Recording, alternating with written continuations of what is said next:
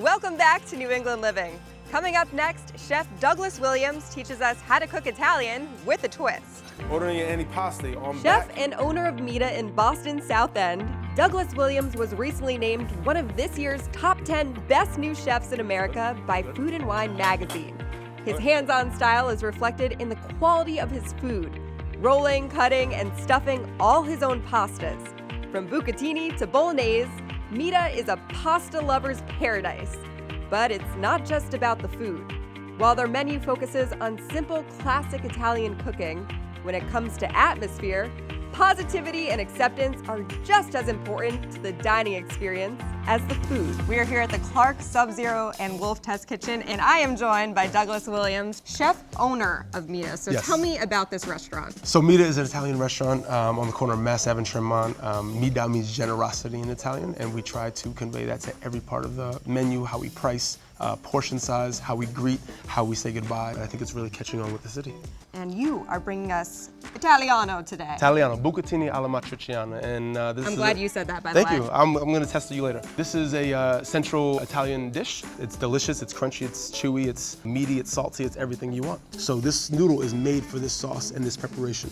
And what it does is when it cooks, is it grabs all the sauce and it sucks it inside of itself so that when you eat it, it bursts and gives you this explosion of texture and excitement and saltiness and cheesiness all within one noodle. I am so excited It's for pretty this. cool. Okay. Okay, So- talk about this situation Yes, going on. this You made me do ridiculousness, this. yes, this looks I did not ridiculous. want to do this. But this saves your hands and saves your time. So Okay. basically this is your setup for grabbing hot pans. You don't want to leave your towels on the stove. You want to leave them on your side so you can just grab, go, put it back, and be safe, be clean, be tight, and it helps you work quickly and cleanly and sanitary.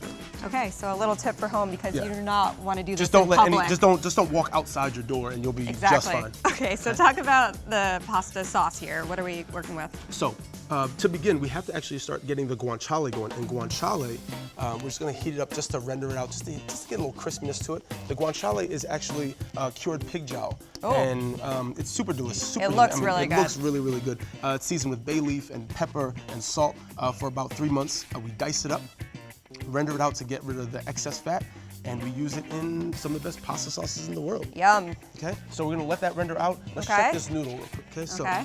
we'll So take what are we this. looking for here? So with the noodle, you want it to be somewhat limp, but you also want to have some body to it. So what you're gonna do is what we do in the restaurant. Okay. Is we take it and we bite it, and you see that white little Yep, it's a circle little in the white middle? inside. You want that. You want just a little tiny white. That shows that it has that al dente bite, right? Okay. But we also have to cook it for another 60 seconds in the sauce because you don't just want to take the noodle out in a perfectly consistent sauce and then cook it down because then you end up with you end up with paint.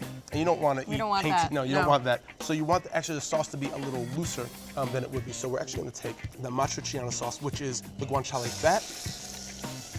Okay. And while you're doing that, I was on your website. I was trying to dig up a little dirt about you. Yes. And you have a line on there that I absolutely love. Yes. It's that hugs and handshakes are necessary. So Yes, yes. what kind of vibe do people get when they come to your restaurant and sit down for a meal? I think a family vibe is what people get, and I think that's what people want to pay for, and I think that's what people want to experience. So you just took the water from the pasta and Yes. you poured it in the sauce. Yes, we call it God's water, and basically it just has a good amount of saltiness, has a bit of starch. It helps with the body and the texture and the viscosity of the sauce that you're making, whether thick or thin. So now we're gonna take this while it's thin, while the sauce is thin, we're Okay. gonna take this slightly undercooked noodle. Yep. We're gonna add it to the pot.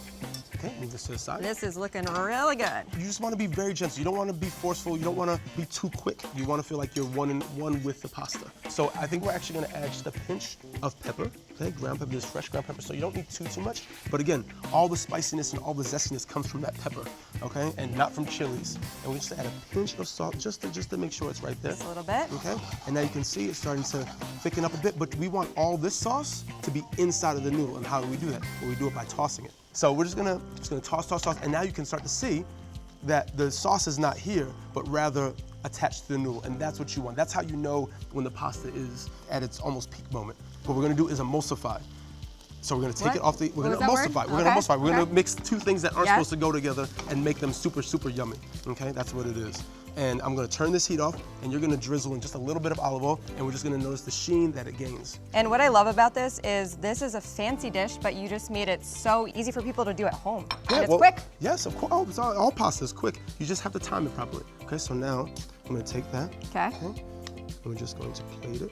So you notice that the noodles have good rigidity. Grab that olive oil, please. Yep. Okay, so we're just gonna take it and just garnish with a little, always when you do pasta, you always wanna finish with a little olive oil. It keeps the noodles separate, keeps them from sticking to each other.